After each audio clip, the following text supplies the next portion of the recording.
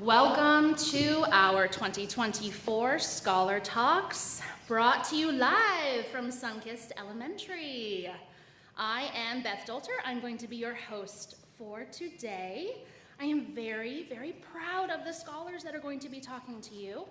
Our 5th and 6th grade students have been working really hard to show you their 21st century skills in communication, creativity, collaboration, and critical thinking. Their task for Scholar Talks was simply to come up with a topic, something that was important to them. What you're going to hear is their original work. Their purpose was to inform you or persuade you, to possibly entertain you. And I also want you to be on the lookout and to listen for potentially a call to action. These 5th and 6th grade students applied all of their literacy standards that they have been learning since TK. They've been reading, they've been gathering their research. They have been practicing their speaking.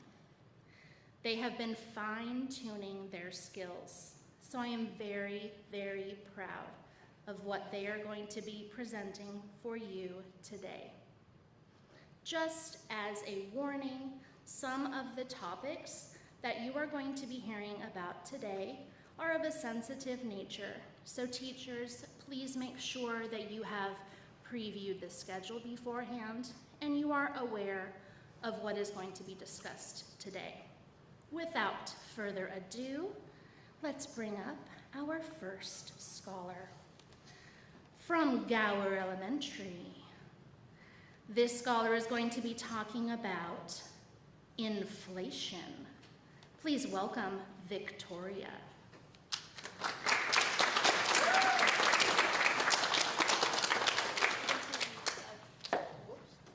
Hello, my name is Victoria. Today I'll be talking about inflation and how it has affected my community.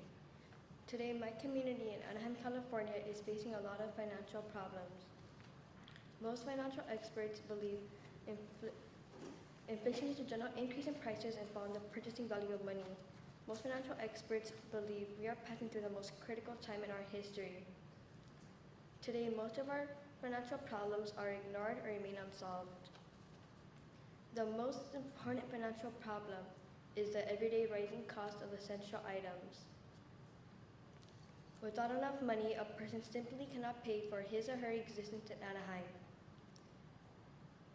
If you turn on a light or play video games, you use electricity.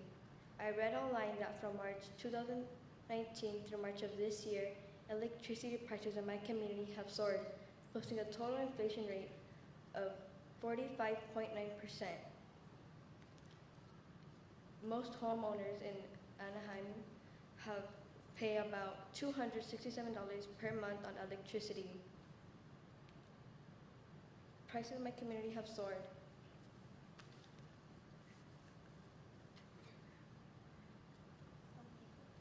Some people pay less. Electricity costs all depend on how much you use electricity and how much time you're at your house. So if you rent an apartment, you can pay as much as $114 to $117 per month on electricity. It all depends how much the Edison company charges you. Solar power is an option for some people, but not in my apartment community. The point is clear, electricity costs are going up. Gas is another essential item that has significantly gone up since 2019. In 4 years ago, in 2019, gas prices were $2.59 per gallon. Today, 1 gallon of gas costs $5.49.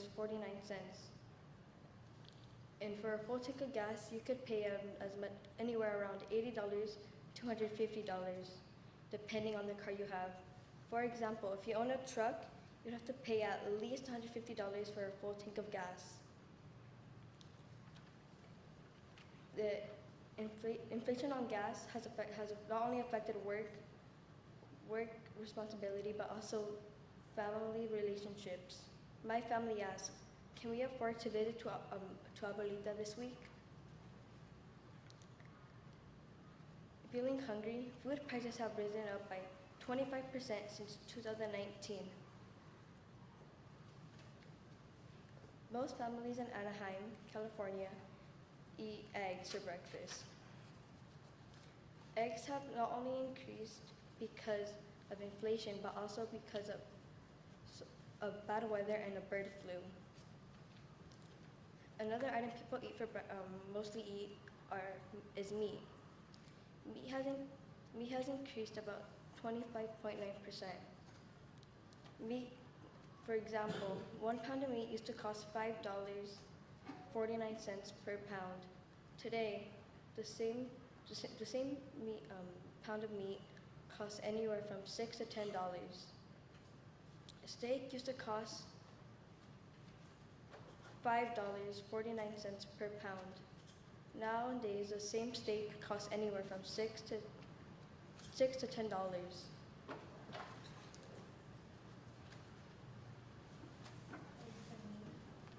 Recently,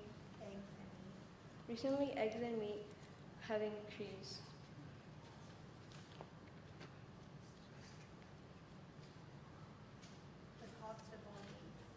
The cost of all these commodities of life, eggs, meat, and produce affected everyone living in Anaheim.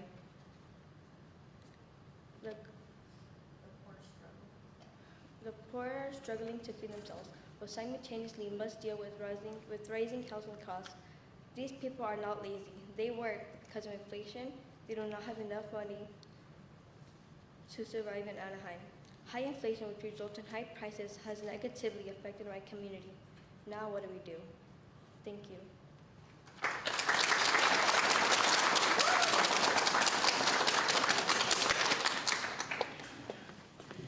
Excellent job, Victoria. And that is an issue that every single one of us faces. So thank you so much for speaking about it. Our next scholar from Marshall has an excellent question for us. Kiana is asking, why kids have mental health issues and how can we help them?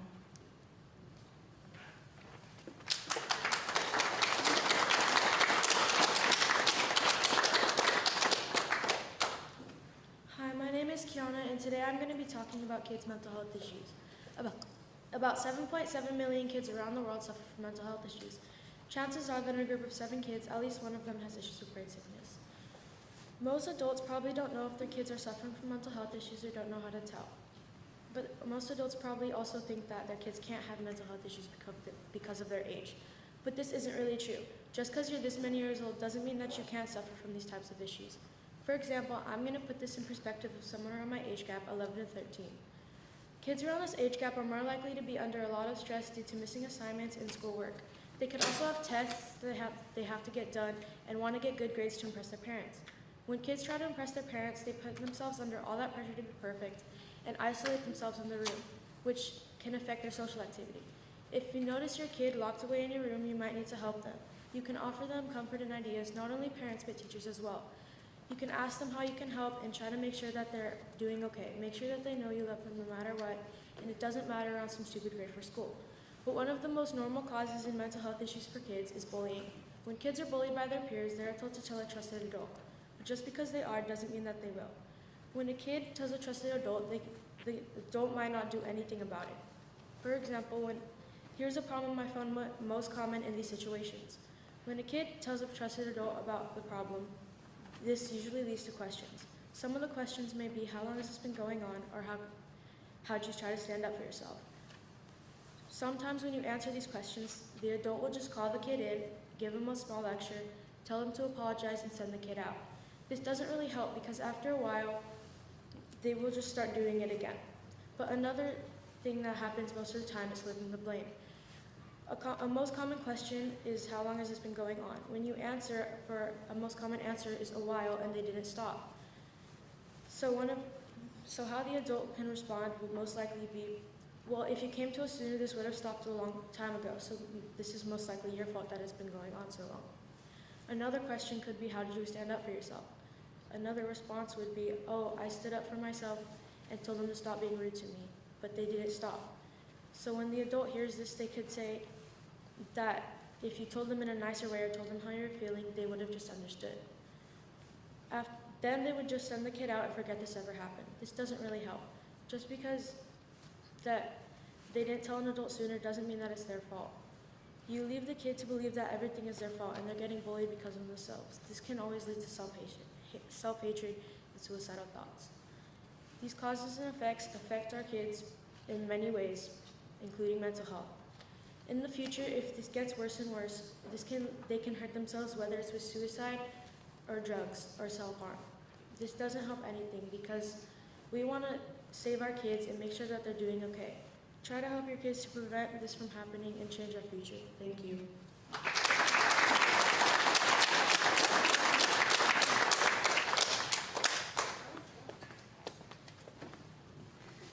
Kiana, thank you so much for talking about mental health. As someone who is aware of mental health issues and how they affect all students, whether they're in our classrooms or in our houses, I know the importance of being aware of it and helping students at any point. And I'm just very proud that you are able to come up here and bravely talk about it. So thank you for your words. We appreciate it. Next up, we have a student from Westmont. Jonathan is here to talk to us about the benefit of sports.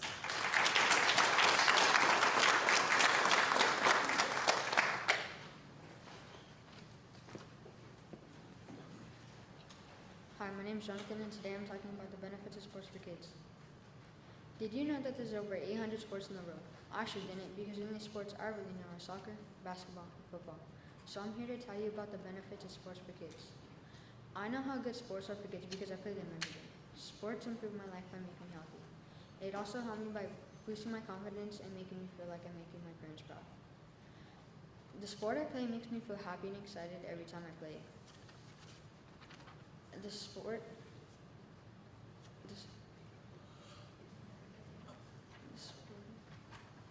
The moment I score and my teammates celebrate, I feel a sense of pride. I want every kid to feel this amazing.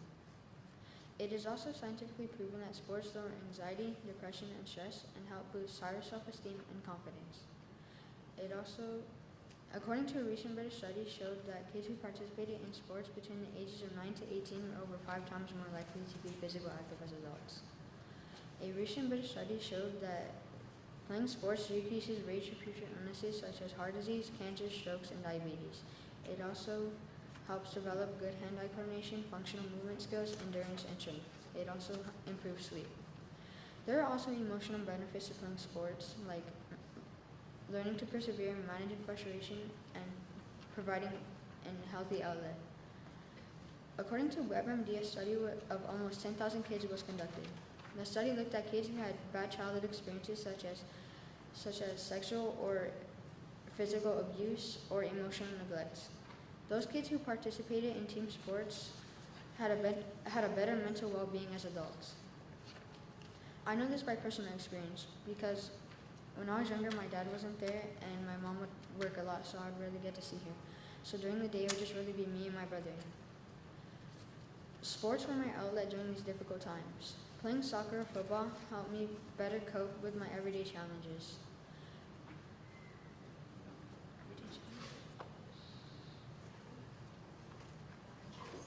The friendships and lessons I've learned help me better cope with my everyday challenges. So those are the reasons why you should get your kids into sports. Here in Anaheim, there are a lot of opportunities to register your kids into sports. However, they could cost a lot, which would persuade parents not to register their kids. But here in Anaheim, our elementary schools provide sports through ELOP. So get your kids into sports and watch them grow. Thank you.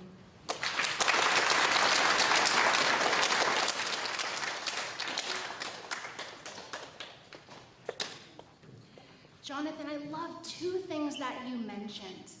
I love that you mentioned sports as a wonderful way to manage frustration and I like that you dropped the line about our ELOP program and sports. So parents, if you haven't signed up for that, go ahead. I know a lot of sports are going to be starting in the fall. Basketball, soccer, check out your local school site for all of those wonderful sports happening during our ELOP time. Up next, from Price Elementary School, we have Samantha, who is going to be speaking to us about Guns Down, Lives Up.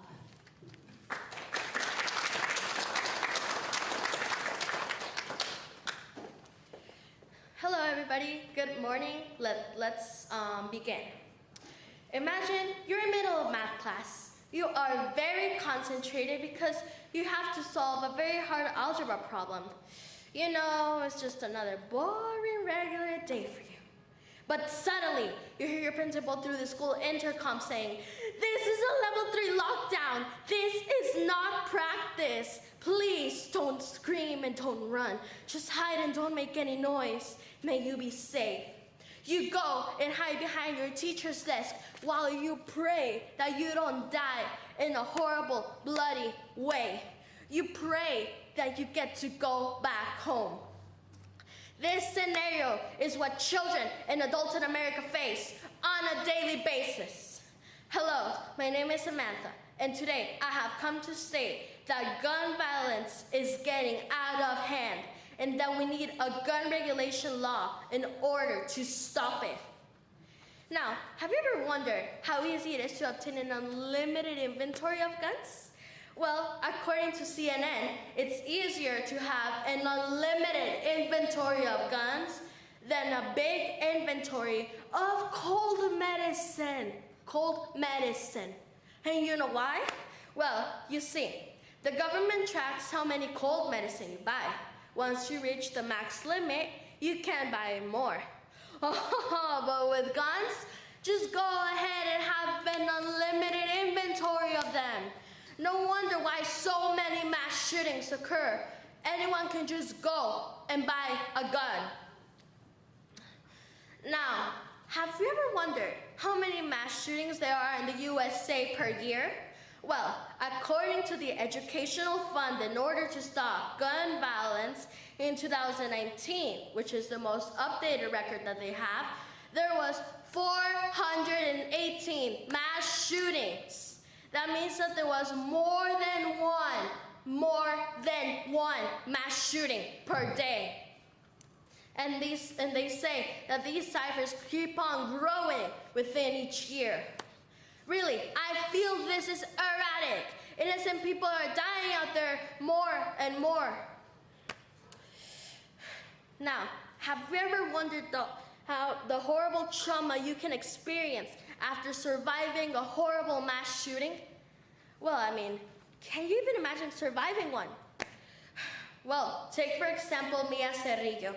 She survived the brutal Robb Elementary School shooting in Uvalde, Texas, by literally covering herself in her friend's blood and playing dead.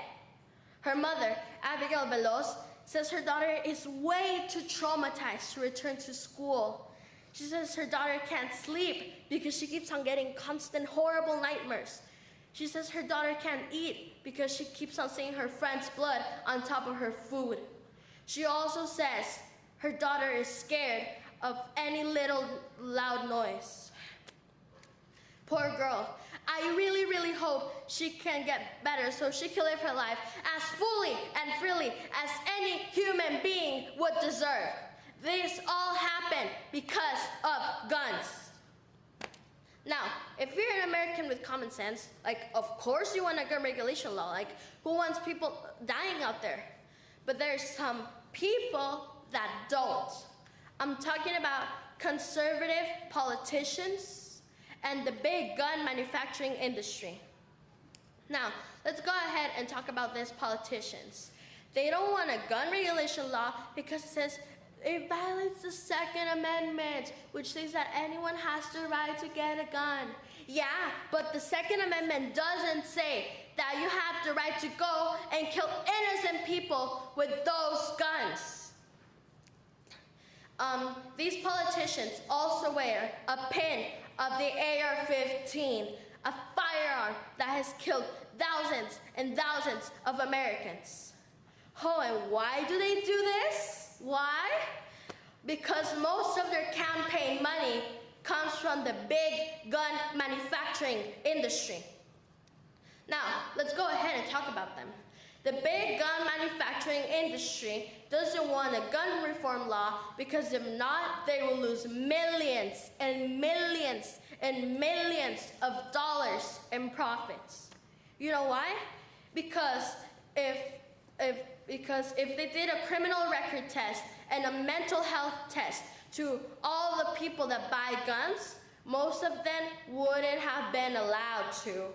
So that's why they will lose a bunch of money. But of course, when it comes to big factories, lives, and money, they rather choose money because that's the only thing they care about. In conclusion, I will say what I said at the start, and I will keep on saying it over and over again for the rest of my life until we make justice. Gun violence is getting out of hand, and we need to stop it.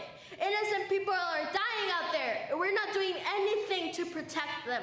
So let's raise our voices. Let's make our politicians over there in DC, in the Capitol, do something to assure us that we'll be alive. We already lost too many people, and we can lose no more of us. Thank you.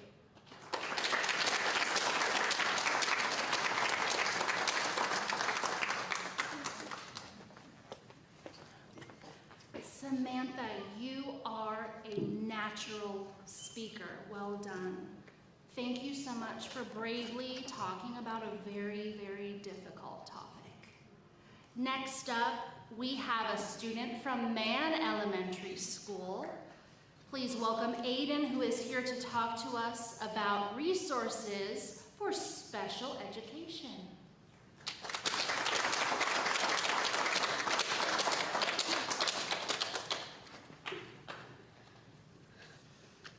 Have you ever heard of communities not having enough resources for special education programs? It's rare, but it happens. Hello, my name is Aiden, and my ScholarTalks topic is resources for challenged students. This is a prevalent topic and should be covered more than it is. We require more resources for students on the autistic spectrum, which includes myself, also ADHD, Asperger's, and Down syndrome. The following are my reasons. My primary reason is the benefits of resources for challenged students. Recently at a convention at my church, I found a booth for a high school program, Learn for Life. They, quoted from the website, quote, help them, students, engage more fully in their academic work, end quote, as well as more opportunities. This is, in my opinion, a very good resource. Also, a 3-year-old boy, referred to as Anderson, had communication difficulties and was referred to a college preschool program for challenged students. The ASHI leader, the source of the story, stated in the article that by the end of the year, Anderson had improved in his communication using various special education resources. These are 2 examples of the benefits of resources for challenged students. My secondary reason is the question, why do we need more special education schools and resources? According to my research, in the USA, there is only 1 special education school per every 48 regular schools and 1 in 61 total schools. A special education school is specialized in handling special education students. Using that, only 1,870 out of 15,576 schools in the USA can handle special education students. According to the 21 to 22 special education student count, that leaves 3,903 total students for every special education school, over seven times the normal amount. And a special education school is only meant to hold like a few hundred special education students, not thousands. So if we give special education students more resources, maybe they can be in a regular school with outside support, or maybe perhaps be taken out of the category altogether. My tertiary reason, and my final one, is another question. Why are special education resources important? From New Path Learning Code, the use of special needs resources in special education helps to break down barriers and provide people with disabilities with access to the most relevant programs. Special education helps students improve their academics really. And without special education, no teacher would want to teach a student that doesn't understand a word anyone says, or one that doesn't comprehend a simple sentence. But with the rise of special education, there are opportunities for wonderful, caring people to teach special education students their educational topics without getting frustrated. And that goes for both the teacher and student. In conclusion, Learn for Life is a high school program with benefits for special education students, and young children can learn how to communicate properly early on. Secondly, we need more special education schools and resources.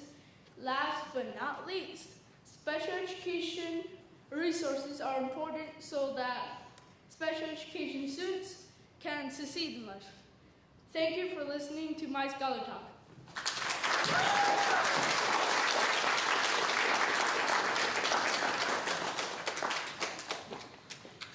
Wonderful job, Aiden. Thank you so much for talking to us about the importance of providing funding for all students, and definitely applicable considering that yesterday just ended our April Autism Awareness Month.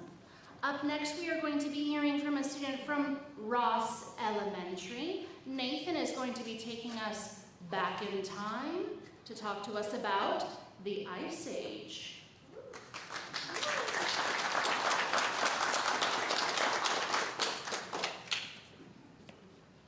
Hello everybody, my name is Nathan, and today I'm going to be talking about how the Ice Age navigated around the world. To start, most of you probably heard of the mighty woolly mammoth. They are very interesting animals. Here's one of the reasons why they are very interesting. For one, did you know that the woolly mammoth is the largest well-known Ice Age animal to ever live during the Ice Age? And also, cavemen always hunted woolly mammoths for a lot of things, such as their fur for clothes, their flesh to consume, and even their tusk for trophies. It was sad for the poor woolly mammoths. Now, I'm going to be talking about another very interesting animal. Now brace yourselves for the fierce, dangerous saber-toothed tiger. The ferocious saber-toothed tiger is one of, if not the most dangerous Ice Age animal to ever live during the Ice Age. The saber-toothed tiger hunted anything that stumbled upon its way, such as the woolly mammoth or the Syrian camel. And fun fact about the saber-toothed tiger. For one, did you know that the saber-toothed tiger's teeth can grow out to be 7 inches long? And also, cavemen hunted these poor animals to use their teeth as a kind of blade to hunt even more. It was tragic for the saber-toothed tigers. Now, here's another beast that was most avoided by cavemen and predators. Give it up for the massive woolly rhino. The woolly rhino was really strong, and its horns could almost penetrate anything, such as animals, trees, and even weak rocks, and much more. This animal was very big, but not as big as the woolly mammoth. And also, fun fact about the woolly rhino. For one, did you know that the woolly rhino's horns can grow about 3 feet long? And also, did you know that the last woolly rhino died at 2020? Sounds hard to believe, but it's true. Now, for last, but certainly not least, give it up for the steppe bison. The steppe bison was a really strong animal, and you don't want to mess with the steppe bison. This animal could defeat a whole bull, ox, and even a regular bison. It was really strong, and steppe bison could grow up to be 6 to 7 feet long. And also, fun fact about the steppe bison. For one, did you know that the steppe bison looks more like a big cow than a bison itself? And also, the steppe bison are really regular bisons, but 10,000 years ago, they're crazy. They're already crazy today. But imagine how they were 10,000 years ago. And also, scientists believe that the Ice Age ended from global warming, mainly because the icebergs melted, causing the animals to get crushed by giant icebreakers, or even drowning from the freezing cold water.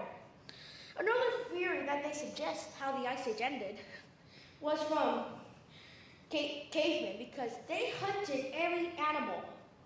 And no matter what animal it was, they always worked together to try to defeat this animal for their fur or flesh. And the last theory that they say was from predators, such as the saber-toothed tiger and more. It's sad that they all died. But there is a possibility that my whole speech could become a reality, thanks to scientists, because they are using DNA from modern day animals, mixing them with the extinct animals, such as the woolly mammoth or the dodo bird. But nobody really knows when they'll come back. It could be years or centuries. Nobody knows. Thank you for listening.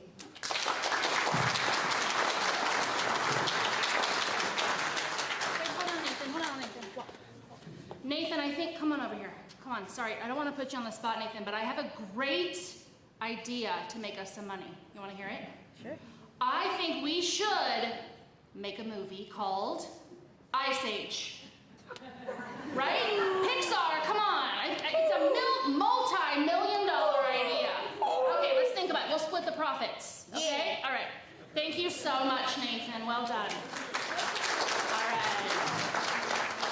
Coming up next, from Franklin Elementary, we have Beatrice, who is ready to speak now about Taylor Swift.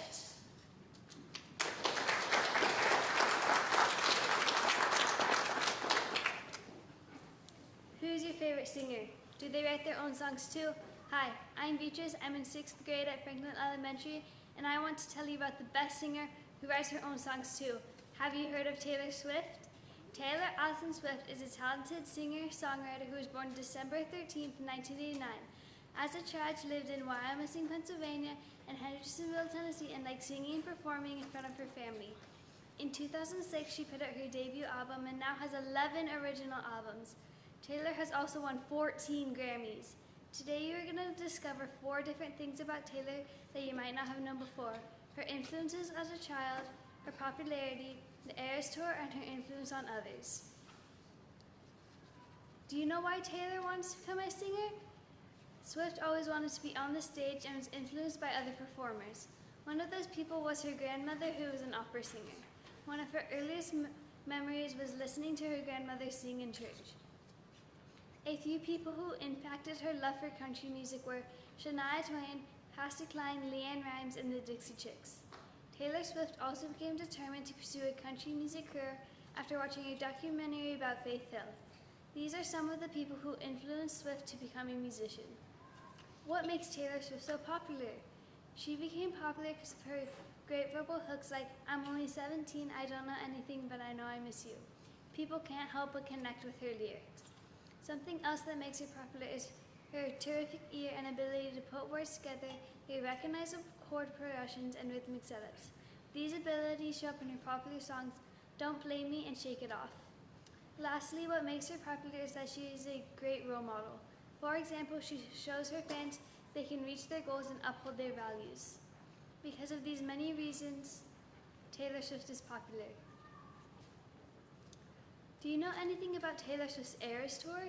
Did you know it's her 6th concert tour? I did. There are supposed to be 152 shows across 5 continents, and in the US alone, there were 52 shows. Each show lasts about 3.5 hours and includes 44 songs and 10 acts. While preparing for the tour, Taylor would sing the set list while running on a treadmill every day. She also trained to dance to prepare for the shows. The Eras Tour was the first ever tour to make over $1 billion in revenue. Because of the popularity of the tour, they filmed one of the shows to make it into a concert film and released it to theaters. Taylor Swift has had a great influence on people all over the world, including me. I like her songs because they're fun and upbeat. Other people find her lyrics relatable. Because she started making music at a very young age, young people, especially girls, can connect with her music. My favorite song is Don't Blame Me, and I can listen to it over and over again. Overall, Taylor Swift is a talented singer who is very popular and a great role model. She is one of the most successful artists with over 10 albums and 6 tours, with the Eras Tour being not just her most successful tour, but the biggest tour in music history. She is popular because of her hooks and songs. Taylor Swift will be known forever in music history as one of the most influential and successful artists ever. Thank you.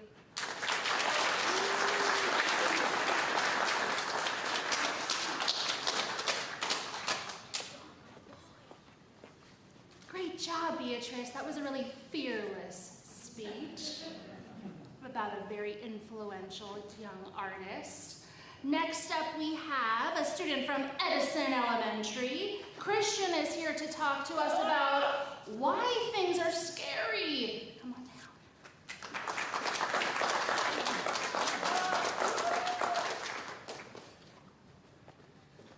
So first, I had to make a poster because how am I going to show you scary stuff if I don't have something that you could take example for? But let's say you're laying in your bed with a sense of hunger, but just like what Bob the Builder would say, we could fix it. So you head over to the kitchen, have a snack, and turn off the lights, and everything is going fine until the darkness consumes you. You instantly bolt back to your room. You're running and wait, why are you running? Nothing's chasing you and nobody's with you, unless you look behind you. Just kidding. My name is Christian. Today I'll explain why are things scary. Just like how there's an image of a spider in the beginning of a YouTube video that with the captions reading, if you don't subscribe, I will be in your bed. I mean, it's kind of genius. Anyway, I think you get the point. Many things are scary, to the deep dark, to freaky and weird things, and I'm going to explain 3 topics that are pretty spooky. Number 1, bugs. These critters are horrifying. To a scary looking one, and then to a cute baby spiderling, and then to a horrible beast. Bugs could be and look like anything. But we're focusing on the scary ones, with them usually being everywhere and pretty spooky, which is why our instinct is probably instantly annihilate these little guys. But why? Well, it all came from one thing, our disgust sensitivity. Some people, including me, are just more sensitive to scary things or sounds, and bugs with their little eyes, weird legs, and antennas that look like toenail clippings could really scare somebody. This could also be that some bugs sting or bite, which, since the information is everywhere, won't start out scaring kids away. I remember there was once a wasp in my room, circling the light bulb like a car doing donuts. But since my dad wasn't there, my brother had to kill it with a broom. What a fun way to spend the day. Number 2, the dark. It's not that bad, it's just the dark. To be honest, nothing really bad about the dark. But it's not about the dark, it's about what you think is in it. Over the years humans have been alive, we've developed a human sense to be afraid of the dark. This could also be that when you're in the dark, you lose all your surroundings. Since your eyes are doing the job, they can't really respond to anything, and you start panicking. But let's think something different, our imaginations. To a normal human adult in the dark, they will probably just picture their room or street. But to a kid, it's not the same. All the horrible stuff to zombies, dinosaurs, and whatnot. I mean, I still picture a creepy guy looking at me when I'm in the dark, but But now we're on to our final topic, and I've saved the best for last. Unless you don't get scared, which you probably won't. But there's been an image floating around on the internet, kind of resembling this that I drew. But in reality, it wasn't a human or a real image. It was a robot. And that's where you get onto our last and final topic, the uncanny valley. Many photos of the uncanny valley to police sketches, to animations, or just topics that have been posted on the internet about it. But we're focusing on the robots, with them usually leaving the viewer a bit freaked out. But why? Well, it has to do with us, humans. Because everybody in the world has at least once looked in the mirror or at somebody and distinguished every single detail that makes a human, well, look human. But photos like these, they're just not right. It doesn't feel right, as your mind sticks with that human feeling. So it brings up questions and negativity, like, should they be trusted or left behind? Thank you for listening to my speech. This speech has been told with horror and comedy. Thanks to National Geographic's Wonder Toilets and CNN for the information needed for this speech. Thank you.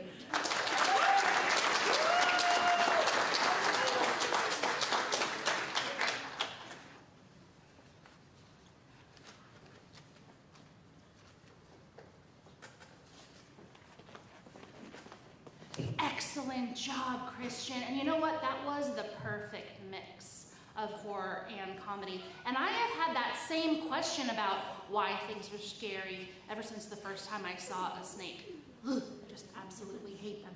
Next up, we have a fantastic speaker from Henry Elementary School talking to us about an excellent topic, undiagnosed neurodiversity. Welcome to the stage, Mar.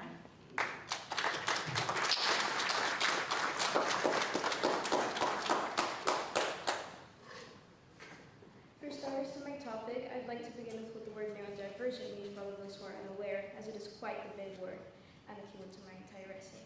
Well, the term neurodivergent refers to a spectrum of people who think differently from the average person, someone with a dissimilar way of perceiving life than the majority of others, or as said psychologically, those who are neurotypical. Narrow meaning related to the brain, diverse meaning different, and I think we all know what typical means, hence the names.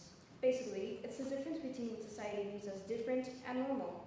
Neurodiversity is a concept that there are many ways that people's brains process information, function, and present physically.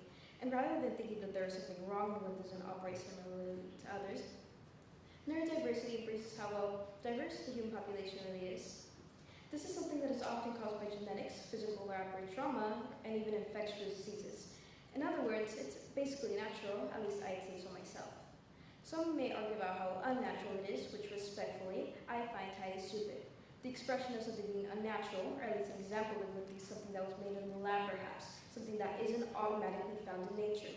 And well, these things do in fact happen spontaneously when one is born. In other words, naturally.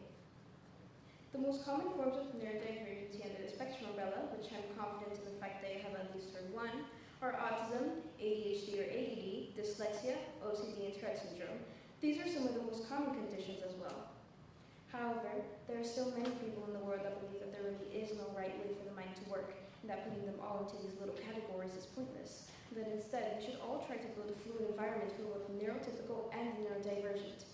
Personally, I kind of side with this point of view, but at the same time, I believe that it was important to identify the difference between certain individuals compared to the majority of others in the first place. This way, people were able to research and at least attempt to create more understanding surroundings for them.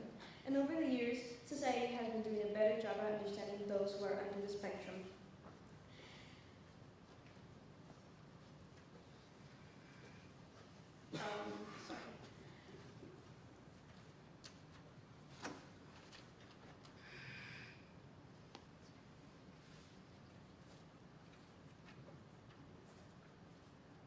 The most common forms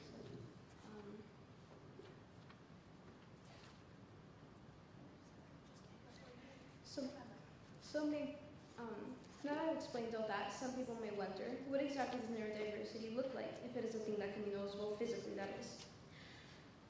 Perhaps by visible behavior or even characteristics, or even simply by looks. At times, neurodiversity can in fact be spotted physically. People on the spectrum show many signs of sensitivity. They find bright lights, loud noises, and large crowds overwhelming, also known as overstimulation. A word that I once heard neurodiversity be described, which I cannot stop thinking about personally, is being too much or too little. Because as common as it is for people on the spectrum to be highly sensitive as for their differences, it's also possible that they can be the exact opposite, hyper and hypo. There are also a lot of other specific traits that may point to be neurodivergent, which I'd rather not get into. This can often be spotted during early childhood, as they're less likely to mask. Masking is a term used to describe when someone attempts to hide their neurodivergency, to blend in with their society and meet social expectations. When this is done, it can often lead to burnout and depression, as people are unable to be themselves. Most people that do this are called higher functioning, meaning that that they show no general signs of learning disabilities, and therefore need less help or attention. Many people have mixed feelings about the term, as it takes away awareness from a certain group on the spectrum. Another common reason, surprisingly, on why neurodiversity is not detected is due to gender. The majority of people who are diagnosed are young boys. This is mostly due to it being more genetically common for males, but this highly prevents diagnosis in women. Girls who are higher functioning frequently get through years of their childhood without even someone suspecting that they're neurodiverse. This is often due to them simply being labeled as shy or introverted. And while it is in fact true that most people on the spectrum are shy or introverted, those people who label them as such may not get the big picture of it. Being neurodivergent people who are neurodivergent struggle living normal lives, even more so if their neurodiversity goes unnoticed. The way that society has built itself, of course, highly influences them, especially nowadays as people have to cooperate more socially in schools and jobs, practically your whole life. And I hope that one day neurodiversity's observance improves, making the lives of those under the spectrum easier. Thank you.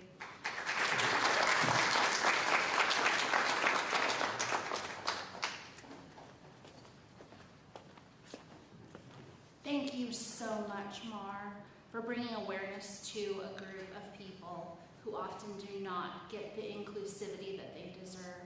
Next up, from Lincoln Elementary, we have Kaylee, who is here to warn us of the effects of social media.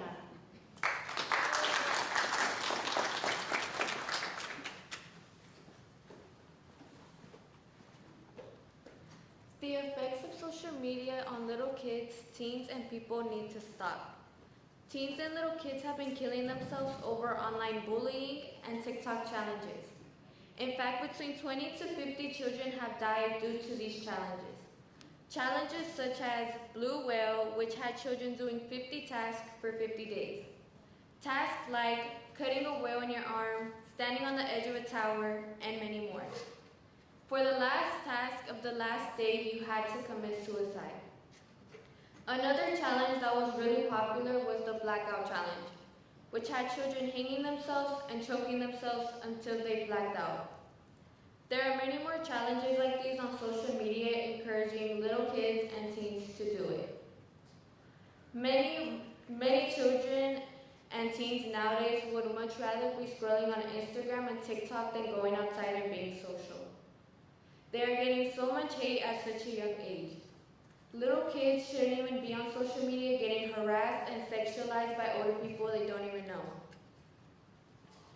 Many minors online date and interact with people way older than them. There have been many cases of older people asking for pics of little children, along with many other cases of minors getting kidnapped by older people because of online games and apps such as Instagram, Snapchat, Facebook, and Twitter. Little kids and teens are so quick to trust people online they have never met. And once they want to meet up, it could be a kidnapper, a murderer, or a predator. Another problem with social media is that many people lose friends and family because of social media over drama. Others grow distance from their family and friends because they are so addicted to scrolling on apps and playing games rather than hanging out with family and friends and being social. According to an article I found on Google, social media can cause depression, anxiety, and can make you very insecure, along with comparing yourself to other people, wishing you were them, and not loving your true self. Many people on social media get influenced to do things because they're cool, like vaping, dressing a certain way, drinking, drugs, and many more things that can affect their body. Social media has people dressing a certain way. Like, for example, people started dressing like they're part of a gang or from somewhere. Dressing like that could put you in a really bad situation, which could even attract real gangs and could lead you to getting jumped, shot, pressed, or even killed. In 2017 to 2019, social media wasn't as bad as it is now in 2023, 2024. According to NIH Research Matters, suicide is the second most leading cause of death for adults and young adults in the United States. And increased use of internet during the COVID-19 pandemic has further boosted this trend. People on social media have been saying that they miss 2017 to 2019 because people weren't bullying each other or committing suicide and weren't on social media as much as they are now. Parents or a trusted adult, this is why you should be monitoring your kids' social media accounts and watching what they do before something bad happens to them. Thank you.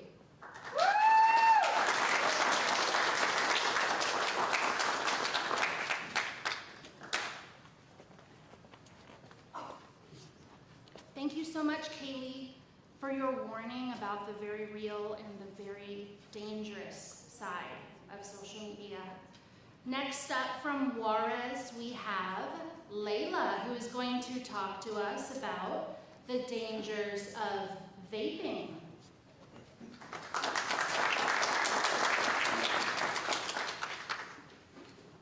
Hi, my name is Layla, and today I'm going to inform you about the dangers of using vape cigarettes and drugs, or as I refer to it as VCD. In the United States alone, over 61.2 million people have overdosed from the use of VCD.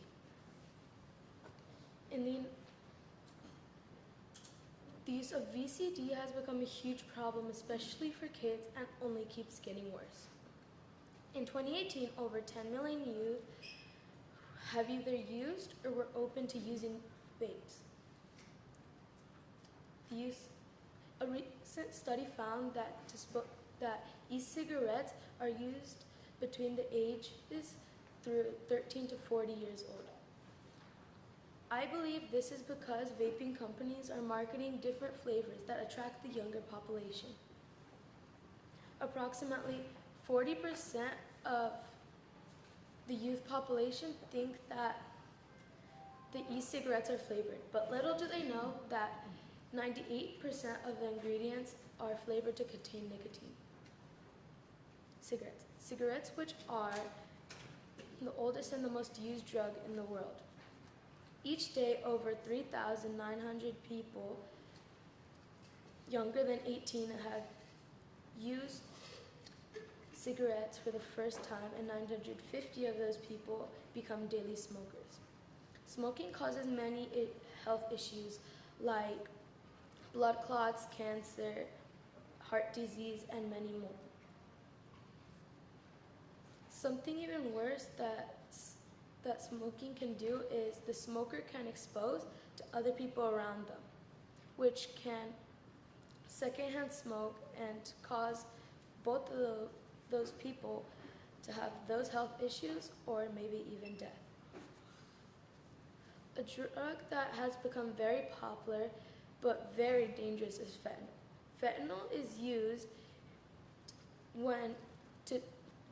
used to treat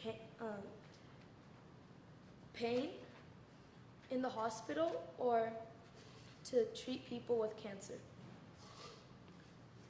Recently on the news, I've seen that people are making fentanyl look like candy, which attract the younger population. In conclusion,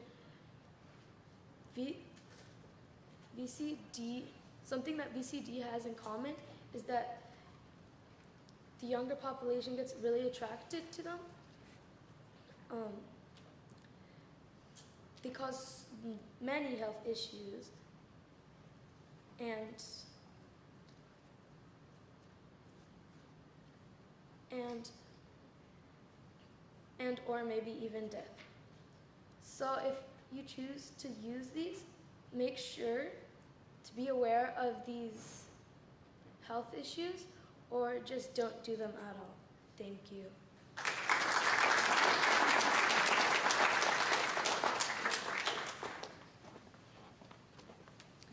Thank you, Layla.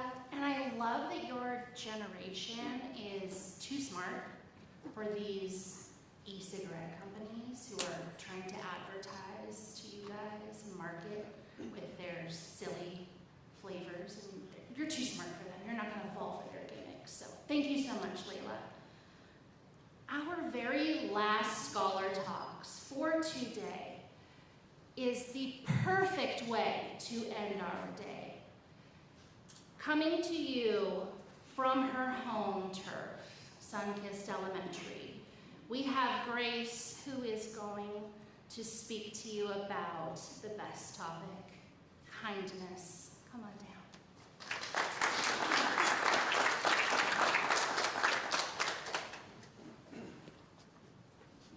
Did you know that kindness makes us happier? It's good for the heart and it improves our mood. Hi, my name is Grace. I am from Sunkist Elementary School. My topic is about kindness. The reason I chose this topic is because being kind to others is important to me and my family. I'm going to talk to you about you being kind to others, other people being kind to you, and finally, you being kind to yourself. First, being kind to others can increase your lifespan. Being kind can even boost your self-esteem. It can reduce stress and make you less afraid of judgment. It can even be as simple as opening a door for someone or just saying hello. It can change people in ways you don't know. Next, other people being kind to you can help you in your mindset. For example, if someone is kind to you, then you are kind to someone else. That is called a ripple effect. As quoted, no act of kindness, no matter how small, is ever wasted. Last, be kind to yourself. Being kind to yourself can improve your health, and it can also make you happier. And it makes you have a positive outlook on different situations. For example, you could say things to yourself that are called positive affirmations. Some positive affirmations that you could say to yourself is something like, I am more than what I think, or I am enough. Kindness is something anyone can give without losing anything for themselves. Thank you for being here and listening to my scholar talk about kindness.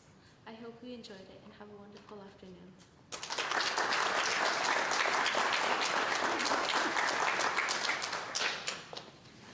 Well, this ends our first day of Scholar Talks for 2024. Before we say goodbye to our live stream, I would like to say thank you to a few people. Thank you to all of the parents and guardians who were able to attend today. Thank you to every single one of our 5th and 6th grade teachers who implemented the Scholar Talks program in their classroom every single day by applying their language standards and their writing standards and their oral standards. Any ELD teaching that they are doing, you are implementing these standards every day. Thank you to the students who are speaking in complete sentences, who are following through with acing the question. Because when you're doing that in the classroom from day 1, even all the way down to kindergarten, it's going to lead you one day to the Scholar Talks stage. Because you are building that foundation of being able to be a Scholar Talks participant when you are able to speak clearly and have those conversations. So thank you to those teachers and those students. Thank you to Mr. Brian Brooks for handling our technology. Thank you to Ms. Stephanie Schumate and the Sunkist staff and Sunkist family for letting us use their stage. And we will see you here tomorrow for day 2 of our 2024 Scholar Talks. Thank you very much.